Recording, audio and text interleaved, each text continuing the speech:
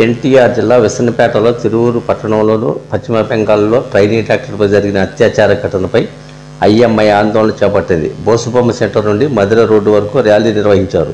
నిందితులపై కఠిన చర్యలు తీసుకోవాలని, వైద్యులకు రక్షణ కల్పించాలని, ఇక మీదట ఇటువంటి చర్యలకు పాల్పడ్డ వారిని కఠినంగా శిక్షించాలని కోరుతూ పట్టణంలో క్యాండిల్ ర్యాలీ చేపట్టారు. సందర్భంగా డాక్టర్లు మాట్లాడుతూ సమాజంలో మహిళలకు రక్షణ కరువైందని, ముఖ్యంగా రోగులకు వైద్యం అందించాలంటేనే భయపడుతూ వైద్యశాల సిబ్బంది సేవలు చేస్తున్నారని, ఎవరు ఎప్పుడు ఎటు నుంచి దాడి చేస్తారో తెలవని పరిస్థితులు నెలకొన్నాయని, సమాజంలో మార్పు రావాలంటే తల్లిదండ్రులు బాధ్యత తీసుకుని తమ పిల్లలను క్రమశిక్షణతో పెంచాలని, వారు పెరుగుతున్న వాతావరణం పరిస్థితులు అనుకూలంగా మార్చి సమాజం పట్ల ఒక బాధ్యతగా వ్యవహరించేలాగా తల్లిదండ్రులు పెద్దలు చర్యలు తీసుకోవాలని, పశ్చిమ బెంగాల్లో జరిగిన సంఘటన ఇక మీదట జరగకుండా ఆయా రాష్ట్ర ప్రభుత్వాలు, భారత ప్రభుత్వం కఠినమైన చట్టాలను తీసుకొచ్చి ఇటువంటి దాడులు చేస్తే వెంటనే మరణ శిక్ష అమలు చేసే చట్టాలు చేసి ప్రభుత్వ ఉద్యోగులకు, డాక్టర్లకు రక్షణ కల్పించాలని ఆందోళన చేశారు.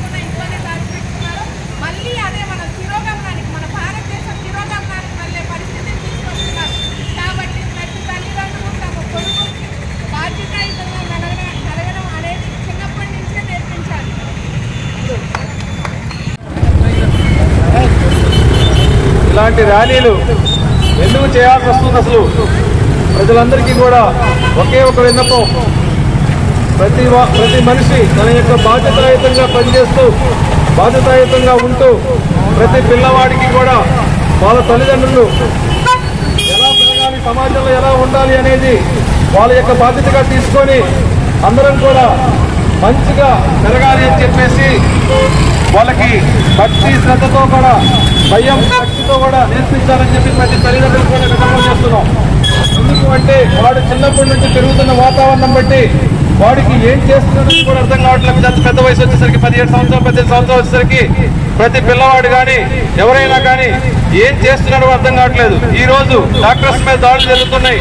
డాక్టర్సే కాదు, ప్రతి డిపార్ట్మెంట్ లో కూడా ఇలాంటి దాడులు వాళ్ళ యొక్క డ్యూటీలో ఉన్నప్పుడు ఏ డిపార్ట్మెంట్ లో అయినా, అది పోలీస్ డిపార్ట్మెంట్ లో కూడా జరుగుతున్నాయి. అదేవిధంగా ఏ డిపార్ట్మెంట్ లో అయినా కూడా దాడులు ఎందుకు జరుగుతున్నాయంటే వాడికి సంబంధించినటువంటి అవగాహన సరిగ్గా లేకపోవటం, వాడు పెరిగిన వాతావరణం కూడా సరిగ్గా లేకపోవటం, భయం భక్తిగా లేకపోవటం, ఏదైనా చేసినా నాకేం కాదులే అని చెప్పేసి చేసుకోవటం వల్ల ఇలాంటి దాడులు జరుగుతున్నాయి. ఇలాంటి దాడుల్ని మన ప్రభుత్వం కానీ దేశం మొత్తం కూడా నలుమూలలంతా కూడా దానికి సంబంధించిన లాస్ అంటే దానికి ఏదైనా కూడా క్రియేట్ చేసి అసలు ఇలాంటి దాడులు చేస్తే మనం బతకలేమురా బాబు అనే భయం భక్తి కనుక చేస్తే కనుక ప్రతి మనిషి కూడా ఇలాంటి చేయకుండా ఉంటాడు.